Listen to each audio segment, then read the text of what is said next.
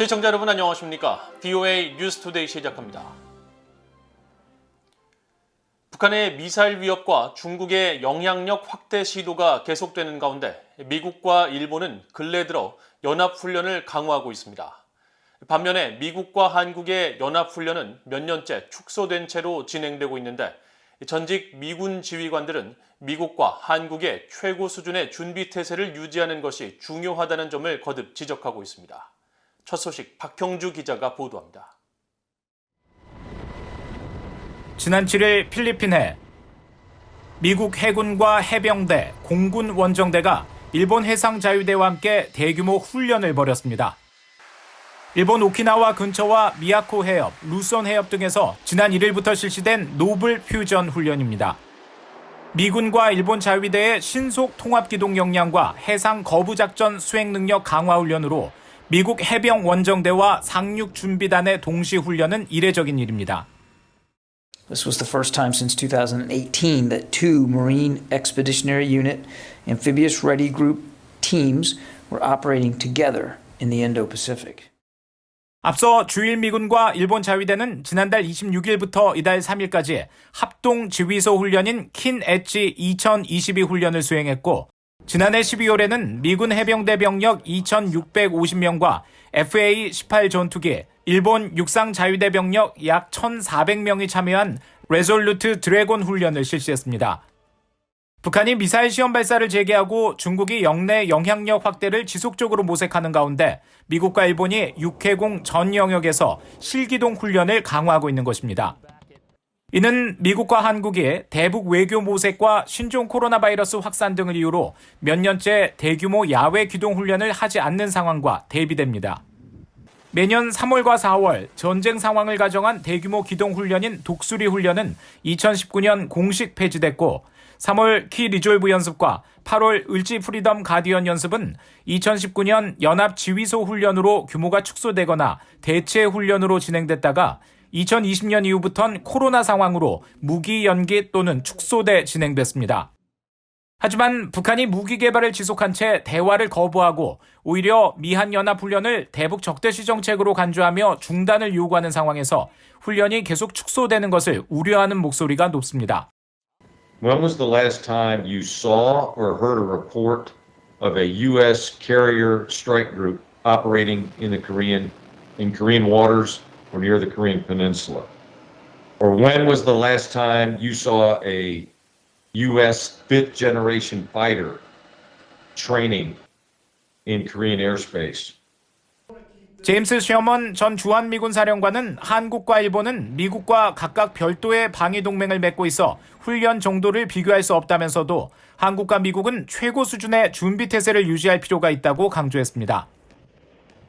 이런 가운데 미국 국방부는 3월로 예정됐던 올해 첫 미한 연합 군사훈련이 4월로 미뤄졌다는 일부 보도와 관련해 이 훈련은 도발적이지 않고 방어적이며 당장 오늘 밤이라도 싸울 수 있는 동맹 준비태세를 유지하기 위한 것이라면서 군사준비태세는 국방장관의 최우선 관심사라고 밝혔습니다.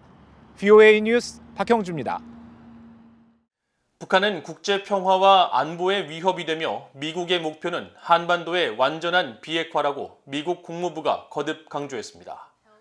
잘리나 포터 국무부 부대변인은 8일 전화브리핑에서 북한이 북중 접경 지역에 대륙간 탄도미사일 ICBM 발사기지를 운용하고 있다는 보도와 관련한 질문에 미국은 북한을 억제하는 데 중요한 이해관계를 갖고 있으며 북한의 도발로부터 미국을 방어하고 가장 위험한 무기 프로그램의 범위를 제한하기 위한 미국의 군사력 사용과 동맹국의 미군 배치 유지 등이 여기에 포함된다면서 이같이 밝혔습니다.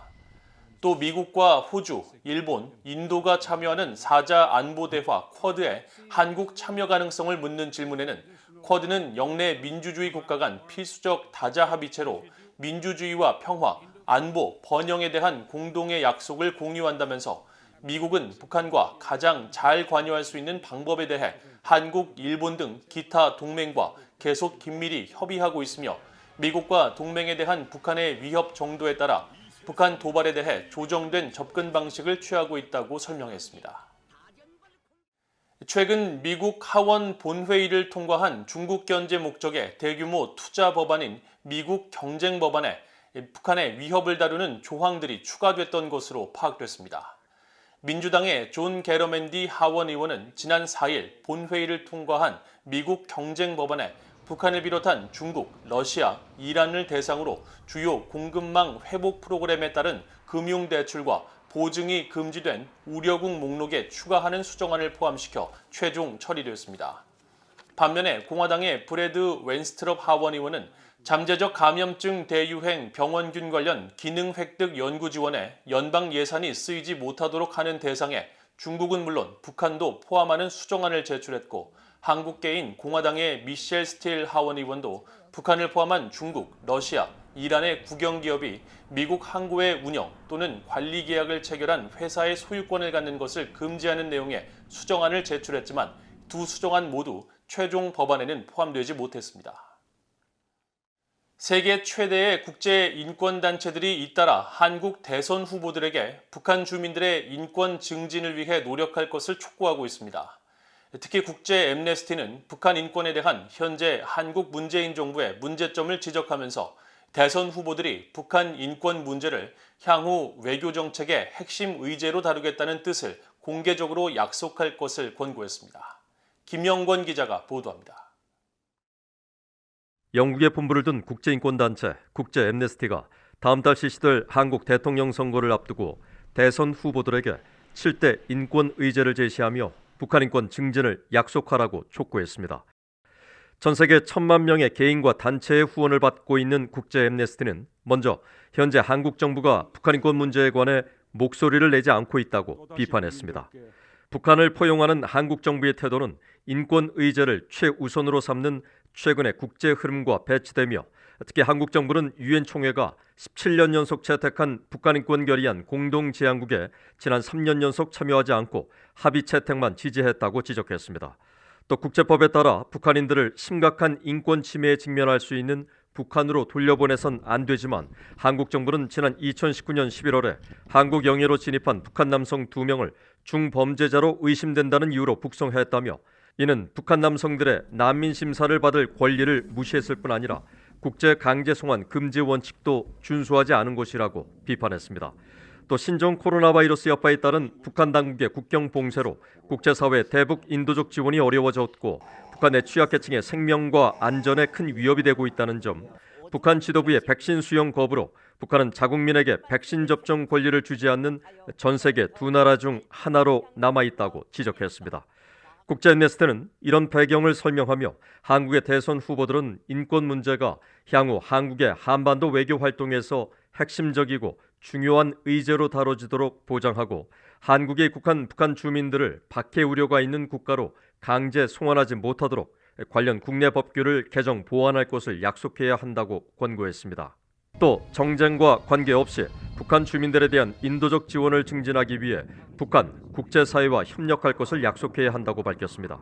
앞서 세계 최대 인권단체 가운데 하나로 100여 개 나라 인권 상황을 감시 옹호하는 휴먼 라이츠 워치도 한국의 주요 대통령 후보들에게 공개 질의서를 보내 북한 인권법 이행과 유엔 내 한국의 역할 등 대북 인권 정책 설명을 요청했었습니다.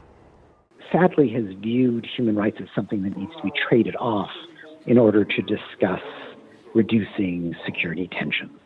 But that is I think a too narrow perspective. So I think this view that, promoting human rights in North Korea is somehow contrary to the peace agenda is just fundamentally mistaken. 휴먼 라이츠 워치는 다음 달 9일 한국 대선에 맞춰 오는 24일 북한 인권 문제 등에 대한 주요 정당 후보들의 답변을 공개할 것이라고 밝혔는데, 후보들이 어떤 응답을 내놓을지 주목됩니다. BA 뉴스 김영권입니다.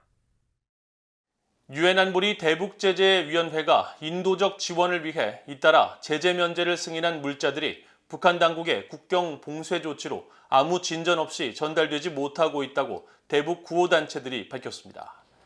지난 2020년 유엔 안보리 대북제재위원회로부터 북한 내 식량 지원 사업과 관련해 제재 면제를 승인받고 면제 기간 연장까지 허가받은 핀란드의 비정부기구 핀란드 교회 원조기구는 8일 VOA에 승인 물자와 관련해 아직도 계획 단계에 있다면서 북한의 국경이 여전히 닫혀 있다고 밝혔습니다.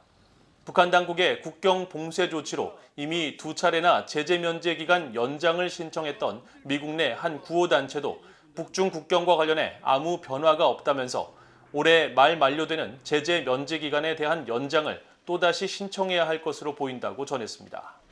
미국 국무부는 북한의 코로나 바이러스 대응이 국제사회의 원조 전달 능력을 심각하게 제한하고 있다고 지적하고 북한 내 취약계층에게 인도적 지원을 제공하려는 미국과 국제기구 등의 노력을 적극 지지한다는 입장을 거듭 밝혀왔습니다. 카리브해 국가 세인트 키츠네비스가 자금 세탁 고위험 국가로 분류된 북한을 포함한 3개 나라에 이민을 금지하고 있는 것으로 나타났습니다.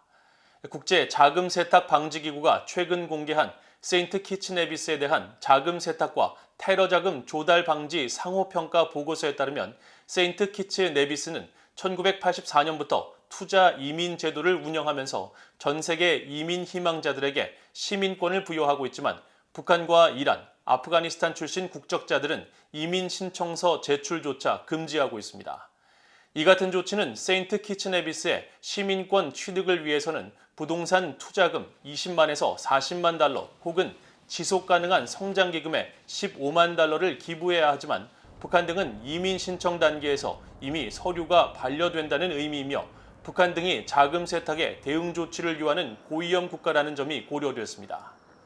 자금 세탁 방지 기구는 북한에 대해 지난 2011년 주의 조치국에서 최고 수준인 대응 조치국으로 경계 수위를 높인 뒤 10년 넘게 이를 유지하고 있습니다. 이상으로 VOA 뉴스투데이를 모두 마칩니다. 시청해주신 여러분 고맙습니다.